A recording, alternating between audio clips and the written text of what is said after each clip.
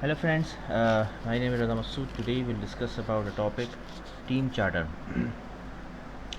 Friend, this is a very important topic with respect to project management or PMBOK, and this is a very important topic. And let me tell you that with respect to exam point of view, if you are planning to give exam of project management in university or planning to give exam of PMP, so this is an important topic, and you will see this topic in the exam. At least 4 to 5 questions you will definitely see in the exam. Friend, if you are a professional project manager working in any organization, so again this is important for you to understand the importance of this document team charter, then why it is important and why it's needed to make this document. So friend, first of all, let's start. I would request to please subscribe to my channel and click on the bell option as well, so that my new videos can reach to you. So let's start. Team charter. Friend, with respect to PMBOK or Rita Mokhai basically book, so friend, team charter is a document. Okay, team charter is a document. Why we need to make a document for team?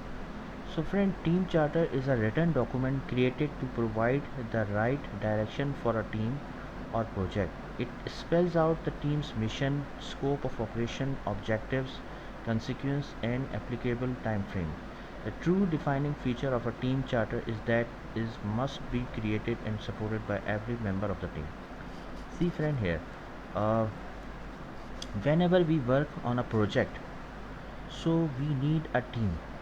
Okay, team who a team can be cross functional, like for example, you can say the database team, software development team, software designing team, and maybe multiple systems team. So a team is having multiple dimensions, multiple domains team are working on a same project. So here we need a team charter. Charter means friend the document which defines the clear objectives of a team.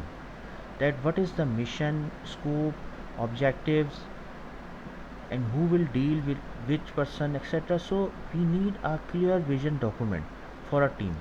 So you all knows friend that whenever the number of resources increase, the level of complexity of communication will also be increased, and level of conflicts and level of interest level of conflicts will also be increased. So friend, basically whenever we talk about team for a project who is working for a project, we need a team charter document. Team charter document means that a clear vision document which defines the right direction for a team. Based on that, team would have a clear vision, clear direction that what they needs to do, just to avoid the conflicts among the teams. Because see, for example, one team from other one vendor, one team for another vendor, like only one vendor is having multiple teams for multiple domains.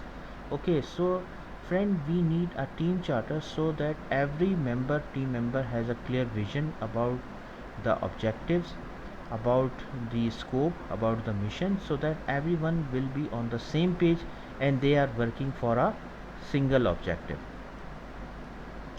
Here friends, a question may came in your mind that what is a team. Friends, see, first of all, before going into the deep, what is a project? Friend, project is a, as per the definition of PMBOK, project is a temporary thing which has having some starting point and ending point, and it has some desired output. It has some unique output and result. That is called as a project. For example, if you are implementing a mobile application for a customer, for example for a bank for fund transfer, so it is a project. Why? Because it is temporary, it has some desire, it has some unique output. Now the persons, the resources who will work on the project, so that is called as team. A team is group of employees, managers, and every long-term contractors who work together over a lengthy period on a variety of related projects. That is called as team. For example, if we take the same example of mobile application, so software designing team who will design the layout of mobile application, it is a team. Software development who will do the programming, so it is part of team. Database engineers will be a part of team. Production deployment team will be a part of team. So the team means, friend, the resources who will work on a project, they are called as a team. Now what are the benefits of team charter? So friend, you may think that why we need to make a document. Okay, why we need to make a document for a team, what's why it is needed. So friend, here the benefits of team charter as follows, that it will getting the buy-in of all team members, including ones who may have initially resisted being included. See friend, here first of all, the main objective is that we need to buy-in of all team members, that everyone should give his buy-in, his consensus, his okay to include in the team. Okay, also holding team members, including leadership, accountable to all the same principles. Like friend, every member should be included in the leadership, accountability to all the same principles. That means, friend, everyone will be included in the mission, in the objective. That is another purpose of team charter.